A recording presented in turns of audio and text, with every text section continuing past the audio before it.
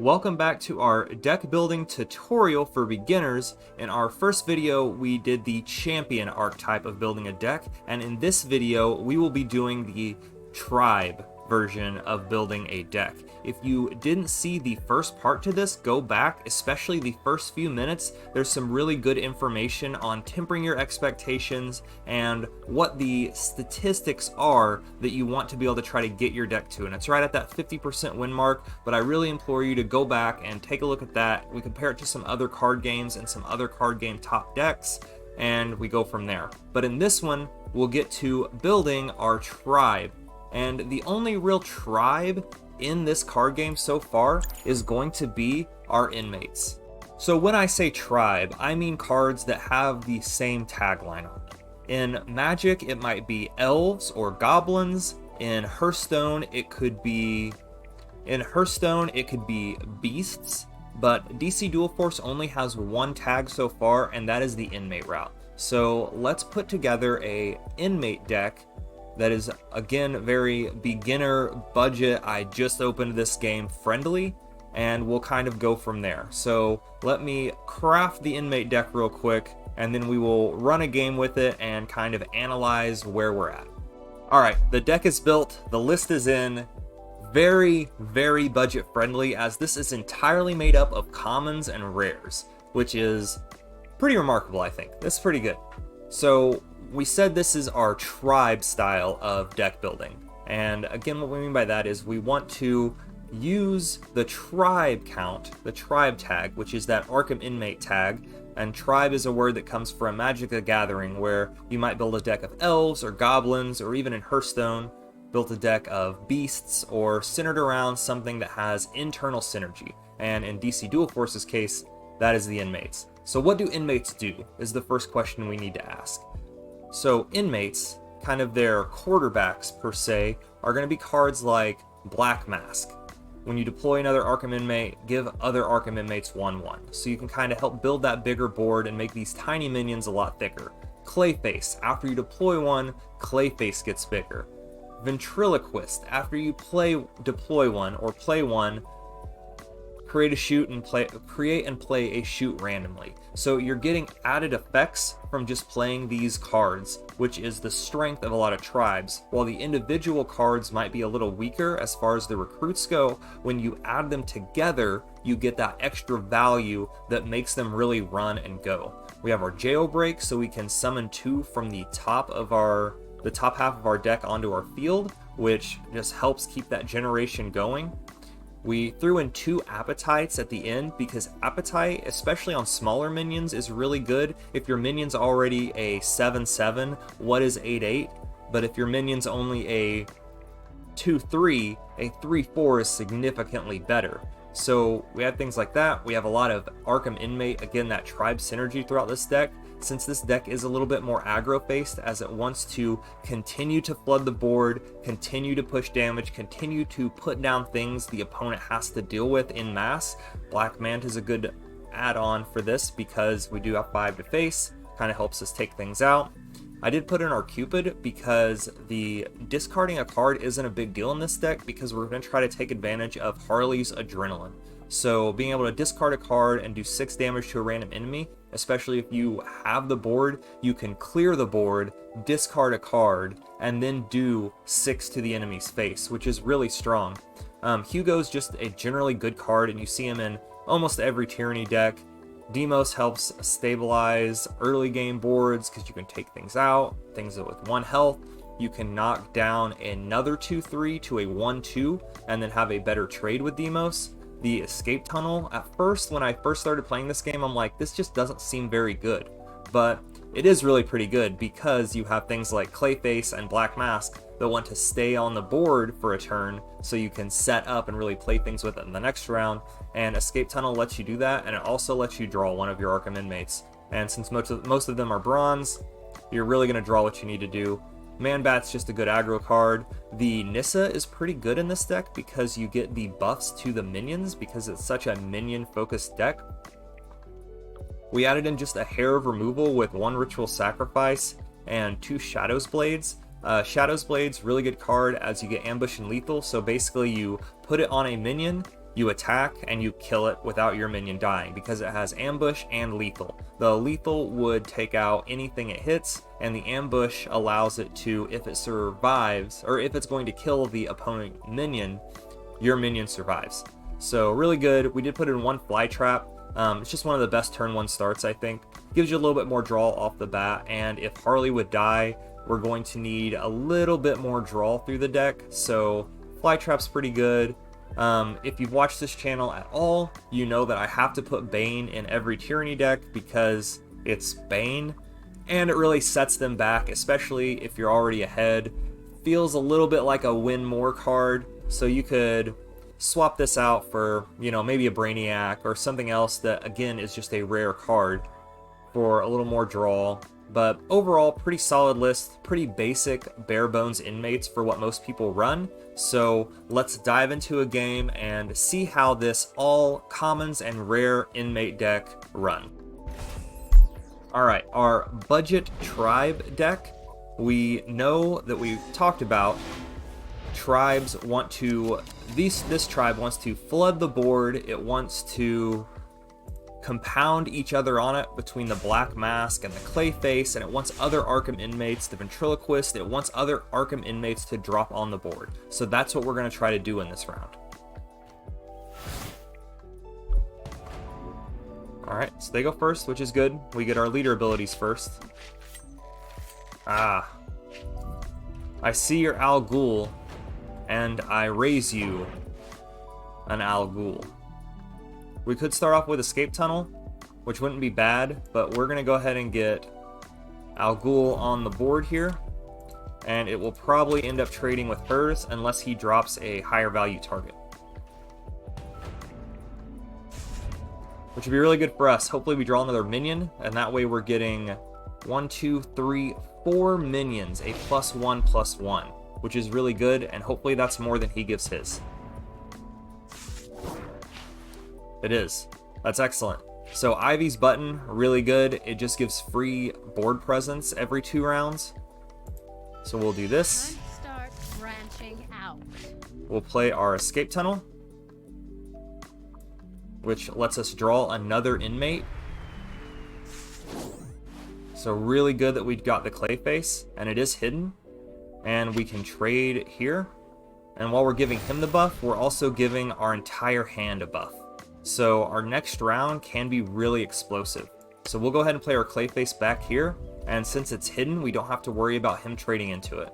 We could pop Harley's thing and push a little face damage, which wouldn't be a bad idea, but I think I'm going to hold it this round just so we can maybe trade with something smaller next round.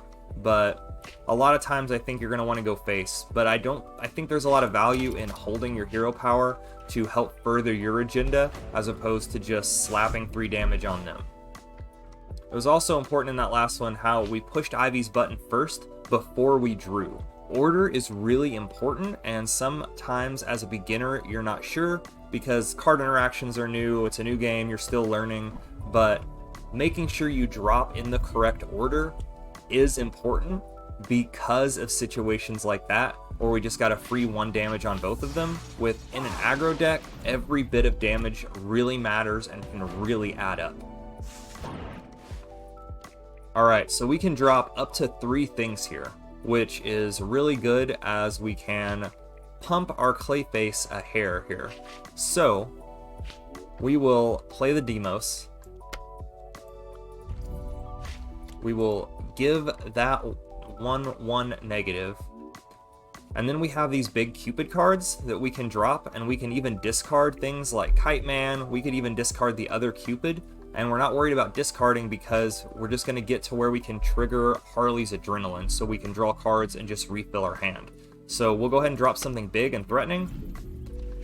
We'll discard the other Cupid.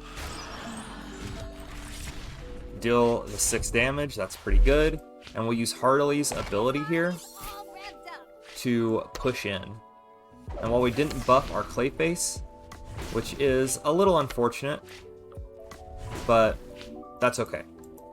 He's protected.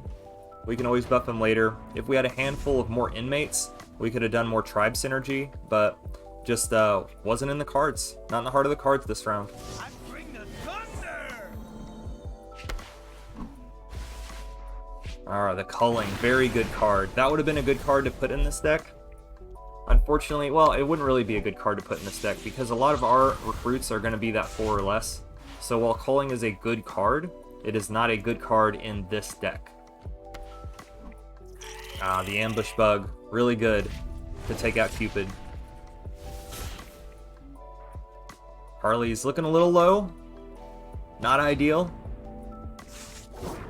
But that's okay. Alright, so we'll Jailbreak first.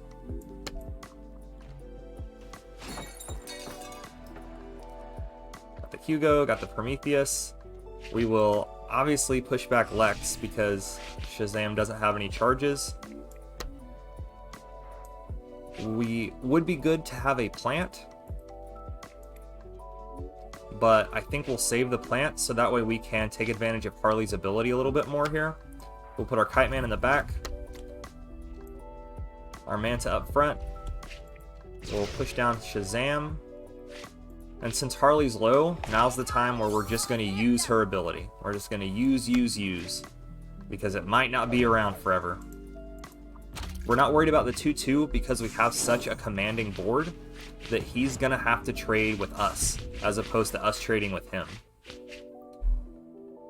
The Prometheus is a little unfortunate because we do have the escape tunnel, so we're not really getting advantage of the upfront guard. It's delayed, which can be problematic, especially if he had a bigger board and we were trying to catch up or just hang on and survive. Grid, big card. That's alright. We should have the firepower to get through it though.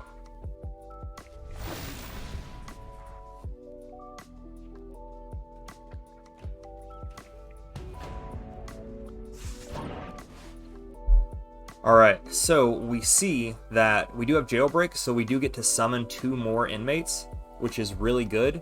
So we're going to look at how can we maybe clear his board, because we're going to have to, and then make space to then again take advantage of the free 2 inmates and Harley's ability for a second round in a row. So we're going to fit this nice 7 into 7 here. We're going to take that. Kite Man can only go face. So we could either Demos and take that down and push the button, or we can Jailbreak 2 inmates. And I think the correct thing is going to be to get this out of the way and go ahead and use our Ivy button and set us up next round for a bigger turn with our Jailbreak and whatever we draw. So I'm thinking he's going to play obviously something, and we're going to have to clear it with the small but mighty board that we do have. I hate it because this round really hasn't shown off the power of the inmates too much. We haven't drawn a lot of them, but it does show, I still think it does show kind of what this deck can do with getting things on the board, rushing them, throwing out the Jailbreaks, getting advantage of Harley's value, and kind of compound on itself a little bit like that.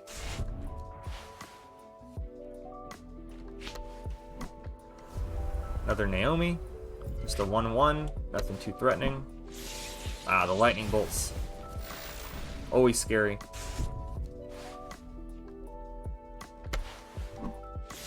Another lightning bolt. Oh no. What are we to do? Alright, we have plenty to do. So we do have our Punch and Jewel, so we can have 4 things go onto our board this round. Punch and Jewel are inmates, I think. So we will want to do this first in case we get a Black Mask or a Clayface, and we'll probably just trade down other than that, and again we'll hold Ivy's hero power. So 3-3 into 3-3. We will remove the Wizard Shazam so he can stop drawing cards. Sets Harley a little low, but gotta risk it for the biscuit. Aha. Nice. And then we do play our Punch and Jewel. Get Harley's Adrenaline going, and we have blockers. So we actually got really lucky on the placement with a lot of these, because if this was hidden and in front of Harley, it's not going to block anything. But That's the risk you run sometimes with a little bit of RNGesus at the wheel. The relentlessness of this deck is definitely one of its strengths. It just continually floods the board, continually keeps up the pressure, and continually makes them have to deal with our board and not our life totals. Because we are ahead right now with our 20 health on Ivy and our 4 to match his 4. So we are slightly ahead, and maybe, I mean, we should have lethal next round on Shazam due to the Shadow's Blade, if he does play anything big in front of us. I don't think he had a second Lightning Bolt, because if he did, he could have just taken out Harley from the get. So we're in a good spot. Alright, so we have our sacrifices, which is unfortunate that we have both these in our hand, because we're not going to be able to take advantage of Harley's Adrenaline this round, but we will be able to kill Shazam and take out what he has played. But we do have our button for that, so again, Ivy's good because it just helps keep things on the board. We will take out Shazam, and end the turn.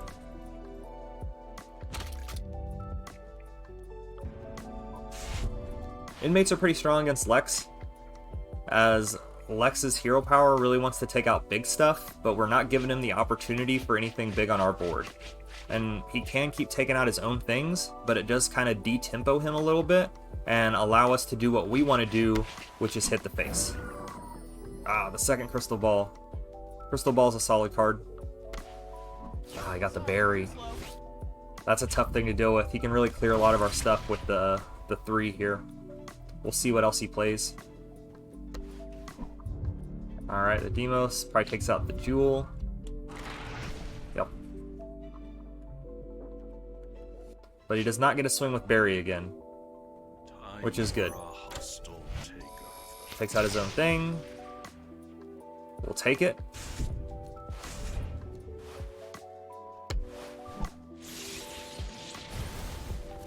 Oh man, does he have a second one?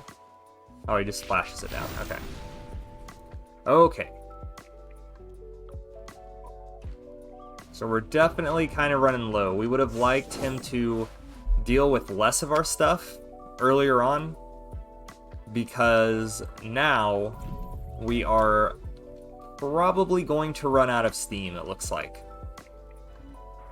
So we do want to take out the Flash, and we could Ritual Sacrifice it down. But because we're at the end of our rope, we probably want to save that for something bigger.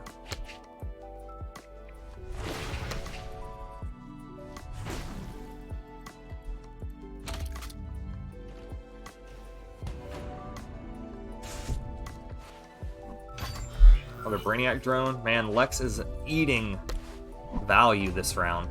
Ah, the high places. Tough card to deal with. Really great card to throw in really any Tyranny deck. And he got it on the Flash too. That's really good.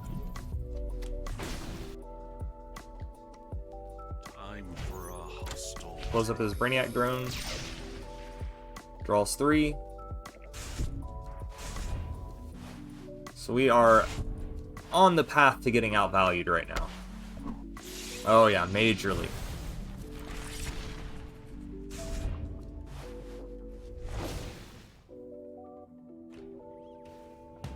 Alright. Punch and Jewel, that was maybe the best card we could draw.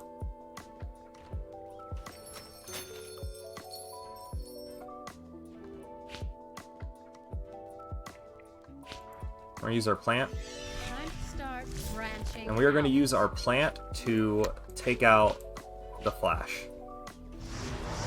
That's both his Flashes down. We have a little bit of a board here.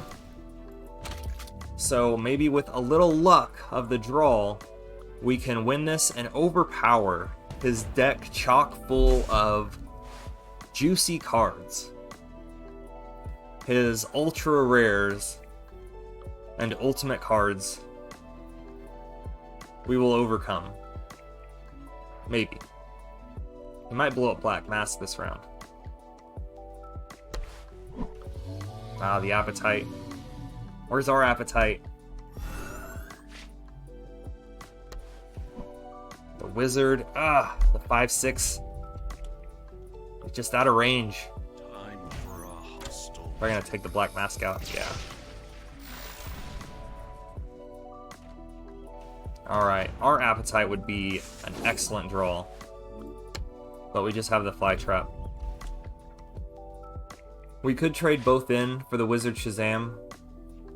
But unfortunately, I don't know if it's going to matter. We are definitely out of steam, I think. So we'll just sit back on it. And maybe we can eke this out somehow.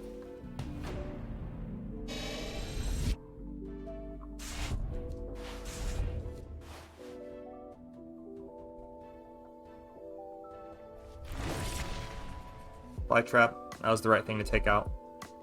Maybe we should have traded and protected the fly trap, so that way we could have drawn 2 and just got more resources. We might have kind of rolled over there a little bit. Ah, the Brainiac. That wouldn't be a bad card to add in this deck. It is only a rare. So, oh, there's the appetite. Appetite kind of re-evens the board a little bit. Get our plant. Start branching out. We'll do this. And we'll go face. Well, if we... yeah, we'll go face. We'll be at 1. But we don't have a lot of other options.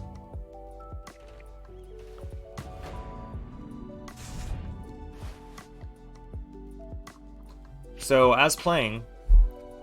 like I said, instead of thinking, oh man, they have all these good cards in their deck, we're like, oh, Brainiac, man, I could maybe use a little bit more draw. That might be helpful in my deck, and it's only a rare. So just kind of, take an inventory as we play through these decks of how can we improve our own deck. So that very much is part of deck building, is you're going to have to play against real people, you're going to have to eat some losses, but again, you can continue to find ways to fine-tune your deck and try to make it run. And as you see, we've built this one on an extreme budget, so if you have any amount of atoms, any amount of better cards that you want to try to slot into this, you can make this deck a lot better pretty quickly. So again, we use the tribe synergy to compound on each other, hit the face. We actually came in a really close game just now, so with a little bit more deck improvement and a little bit more ingenuity, we can overcome and we can compete with any deck out there on our budget.